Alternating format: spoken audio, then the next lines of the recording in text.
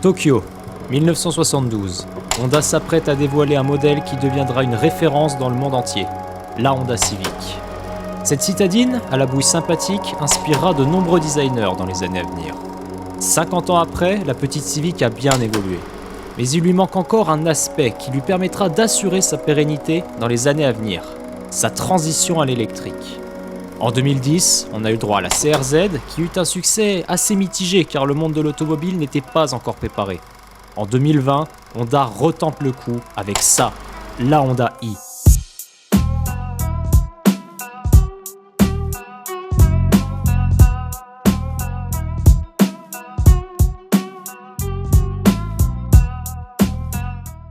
Avec cette voiture, Honda nous propose un mélange réussi entre deux époques bien différentes, les années 70 et aujourd'hui. D'un côté, on a un véhicule compact et économique, comme l'était la première Civic pour faire face à la crise pétrolière de 73. De l'autre, on a une voiture full électrique qui embarque les dernières technologies pour faire face aux enjeux de demain. Et on retrouve aussi la comparaison entre ces deux ères dans l'esthétique de la voiture. Un design carré, presque angulaire, très en vogue chez les petites citadines japonaises. Un mélange néo-rétro qui est l'essence même de cette voiture. Enfin, je dis essence, mais je devrais plutôt dire courant. Mais pour comprendre une voiture, cela se passe avant tout à son bord et en action.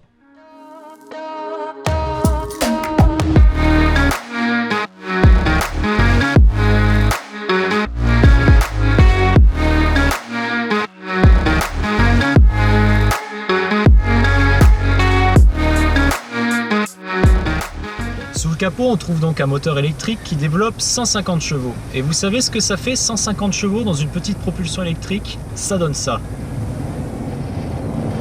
Oh. Alors, surpris? Eh ben croyez-moi, cette voiture n'a pas fini de vous surprendre.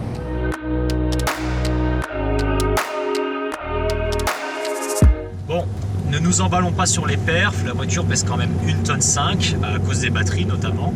Ça réduit un peu les sensations de sportivité, mais pour quelqu'un qui cherche du confort, c'est franchement pas mal. La voiture de base est super confortable et franchement on a l'impression d'être dans un petit SUV et une voiture parfaitement équilibrée.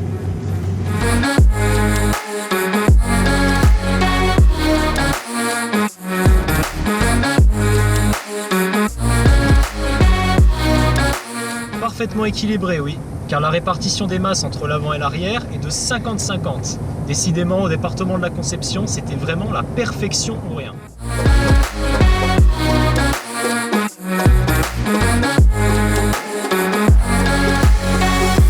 Après m'être suffisamment amusé à fumer tout le monde à chaque feu grâce au couple instantané, il est temps pour moi de passer à une partie moins amusante, la recharge.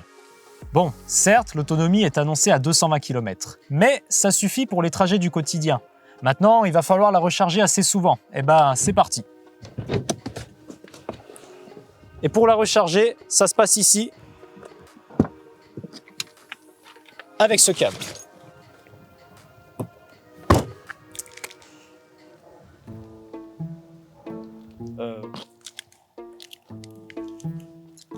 C'est pas vrai, elle est où cette prise?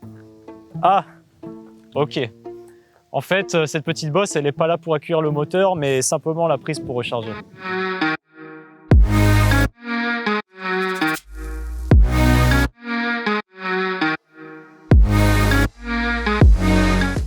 Bon, j'ai une demi-heure à cramer pour que la voiture soit rechargée au moins 80%. Donc en attendant, on va parler de l'intérieur. Et justement, il faut absolument qu'on en parle de cet intérieur. Le tableau de bord est encore une fois un élément qui personnifie l'esprit de cette voiture, ce fameux mélange du neuf avec du vieux. D'un côté, on a du bois, qui rappelle un bon vieux tableau de bord des années 70, de l'autre, des écrans de grande qualité qui ont parfaitement leur place dans cette symbiose du néo-rétro. Et en parlant des rétros, il va falloir très vite vous habituer aux rétroviseurs qui sont ici des caméras. Donc si vous voulez regarder ce qui se passe à l'extérieur, ça se passe là et là, sur ces écrans. Hop, je me branche sur la prise HDMI et regardez, on n'est pas bien là?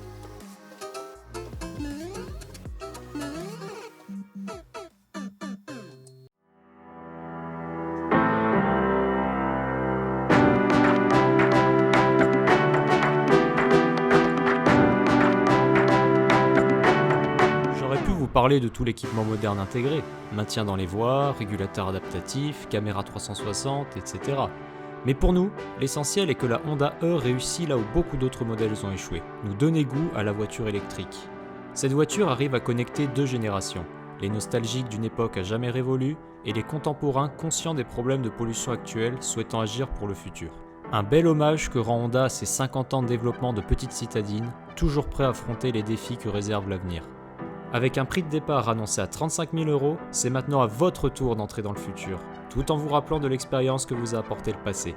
Alors si vous aussi vous voulez tenter l'expérience, vous pouvez vous rendre chez un concessionnaire comme notre partenaire du jour Honda Reberg et demander un essai. Mais attention, vous risqueriez de craquer.